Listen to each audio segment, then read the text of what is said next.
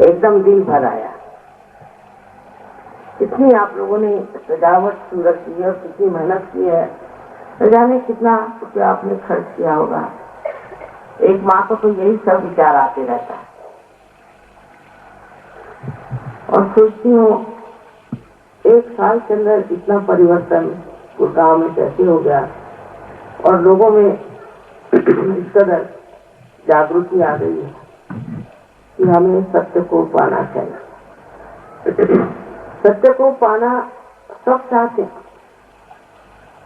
सबका विचार यही है कि हम सत्य को प्राप्त करें, क्योंकि बगैर सत्य की इस जीवन का कोई अर्थ नहीं।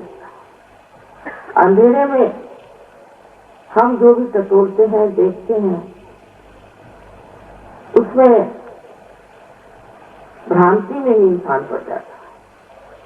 और यह कलयुग की विशेषता है कि कलयुग में लोग भ्रांति में आ जाते, उनके अंदर किसी चीज पर श्रद्धा नहीं बैठती, क्योंकि अजीब और गरीब लोग परमात्मा का नाम ले करके बड़ी बड़ी बातें करके, धार्मिक बातें करके लोगों को भुलावे में डालते हैं।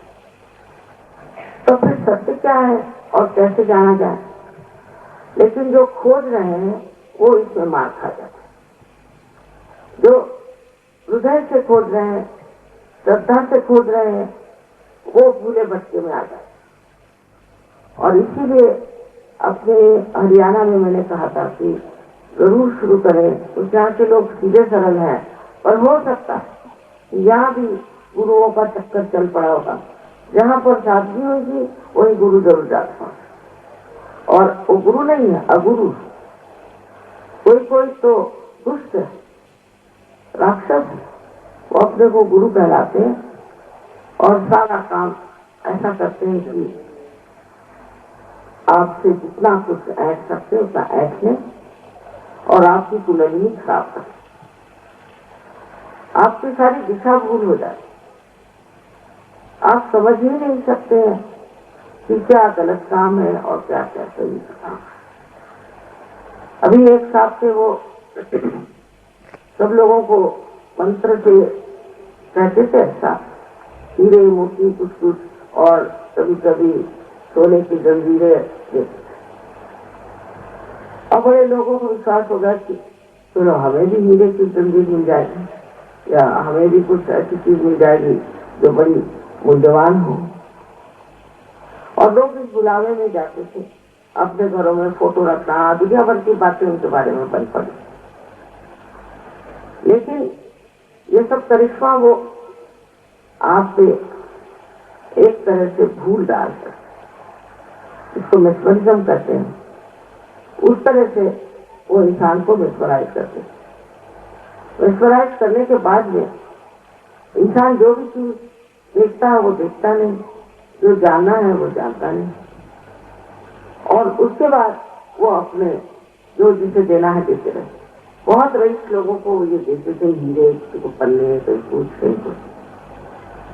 मैंने कहा आपको सोचना चाहिए कि ऐसे ये देने वाले हैं तो अपने देश का कल्याण करें, या तो आपको ऐसा भी सोचना चाहिए कि वो आपको क्यों दे रहे हैं, आपके पास तो सब कुछ है, आपके ड्राइवर को दें। लेकिन इन बातों का किसी को कोई असर नहीं पड़ा। अंत एक बड़ी समारोह हुआ, उसमें 4 कैमरे लगाए, एक ऊपर एक नीचे। अब आप कैमरे को तो मिसमराइज नहीं कर सकते, इंसान को तो कर सकते। तो कैमरे ने फोटो खींची और उनकी पूरी टेप बन गई और सब दूर बात छप गई कि ये महाराज है तो, और कैसे धंधे करते हैं, लोगों कैसे बुरा में डालते। इस तरह से बहुत अनेक तरीके के लोग अनेक ढंग करते हैं। और जब उनके पास बहुत ज्यादा पैसा हो जाता है तो कोई यूनिवर्सिटी खोल देंगे, तो कहीं कुछ और बना देंगे, बच्चों का स्कूल बना देंगे, कुछ न कुछ बना करके लोगों को बुलावे में डालें। इन सब चीजों के पीछे में एक चीज याद रखें, हमेशा एक माँ के पीछे मत है कि बेटे तुमको क्या मिला, तुमने क्या पाया। ये तो तुम्हारे गुरुओं ने पाया, पर तुमने क्या पाया। बहुत से लोग हैं वो कहते हैं हमें बड़ी शांति मिली, कोई कहते हैं हमें बड़ा सुख मिला। ऐसा कुछ है नहीं। ऐसे झूठे बुलावे में मनुष्य बैठा है। असल में आपको शक्ति मिली, आपके अंदर शक्ति का जागरण होना चाहिए और आपकी जो सुप्त शक्तियां वो जागरूक होकर के और वो कार्यान्वित होनी चाहिए, उनके काम करिए। अगर आपके पास जो चीजें हैं वही सब गायब हो रही हैं और आपने तो कुछ पाया नहीं, और पाया तो कुछ इधर उधर से एक चीज पा ली। ये तो बाजार में भी चीजें मिलती हैं। उसके लिए क्या जरूरी है कि आप इन गुरुओं की सेवा करें, उनको फोटो रखें और उनको बिजली लगाना है, तो एक पैसे की भी दम्भी की भी की कीमत है। लेकिन बुलावे में मनुष्य जो आता है उसका कारण है कलयुग, और इस कलयुग में अनेक ऐसे लोगों ने जन्म दिया है जो भगवान के नाम पर और धर्म के नाम पर और तरह तरह की बातें बना बना करके और कहते हैं कि हम बड़ा भारी कार्य कर रहे हैं।